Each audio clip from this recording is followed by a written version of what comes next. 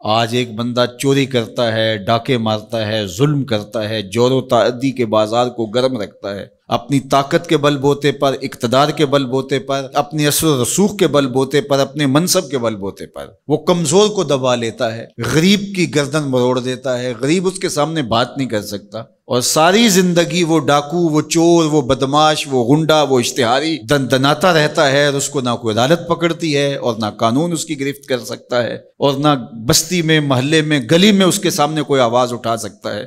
اور کمزور ساری زندگی پسا رہتا ہے۔ تو مرنے کے بعد اس لیے وہ عدالت رکھی گئی ہے۔ اللہ تعالیٰ نے قرآن مجید میں ارشاد فرمایا قیامت کے دن کیا ماننے والے اور انکار کرنے والے دونوں، کیا ہم ان کے ساتھ ایک جیسا سلوک کریں گے؟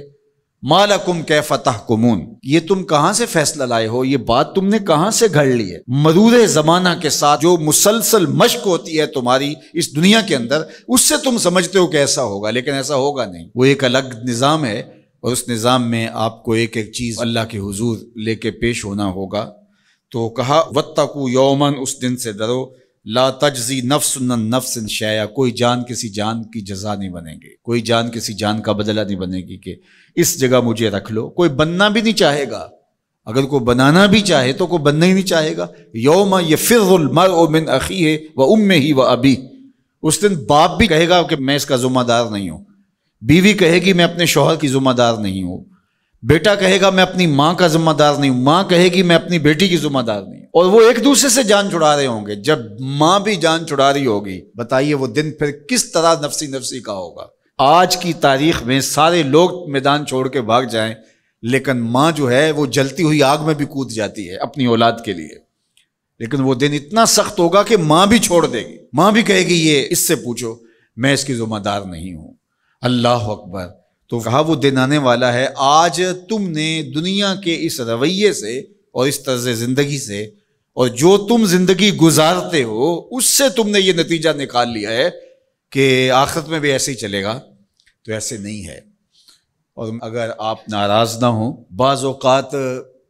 خوش آمدی مریدین پیروں کو اس قدر کہتے ہیں کہ آپ تو بخشے ہوئے ہیں، آپ تو کامل ہیں، اور آپ تو پہنچے ہوئے ہیں، اور وہ سن سن کے بچپن سے جب آنکھ کھولتا ہے وہ شہزادہ آغوش مادر سے جب نکل کے وہ خانقاہ کے ماحول میں آتا ہے تو وہ یہی سنتا ہے کہ یہ کوئی الگ مخلوق ہے، تو آہستہ آہستہ اس کی طبع کے اندر بھی یہ راسخ ہو جاتا ہے کہ مجھے تو کوئی پرسش نہیں ہوگی، میں تو شریعت سے، قانون سے، اخلاقیات سے مبرہ ہوں۔ ہم نے دیکھا ہے کہ پیروں کے بیٹے بالکل نوخیز بچے بوڑھے سفید داڑھیوں والوں کی تذلیل کر رہے ہوتے ہیں اور ان کو غلاموں کی طرح سمجھ رہے ہوتے ہیں،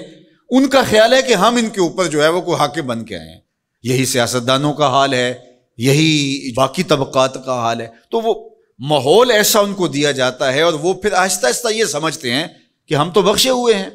اور ایسا ہوتا ہے کہ وہ بیچارے دعا سے بھی محروم ہو جاتے ہیں۔ میں نے دیکھا ہے کہ جب لوگ فوت ہوتے ہیں تو بالخصوص جو اس طرح کا ماحول ہوتا ہے وہاں، تو وہاں پیر صاحب کے لیے مغفرت کی دعا نہیں کی جاتی، ان کے وسیلے سے اپنے لیے دعا کی جاتی ہے۔ تو یار کیسی محرومی ہے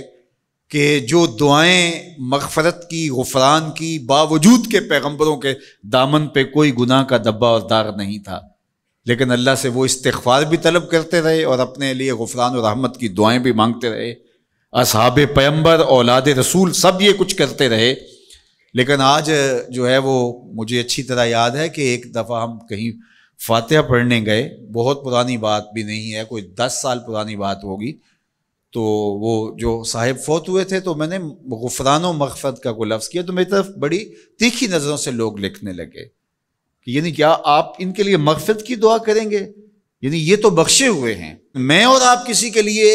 گمان کر سکتے ہیں، دعا دے سکتے ہیں، لیکن قطعاً کہنا ہمارے لیے مشکل ہے۔ تو پھر کیا کریں گے؟ ہم دعا مانگیں گے، نیک سے نیک پارسا شخص بھی ہو، ہمیں یہ بتایا گیا کہ اس کی خوبیوں کو بیان کرو، اس کی اچھائیوں کو بیان کرو، اس کے اچھے اعمال کا ذکر کرو اور اس کے بارے حسن ظن رکھو، لیکن اس کی مغفرت کے لیے دعا کرو۔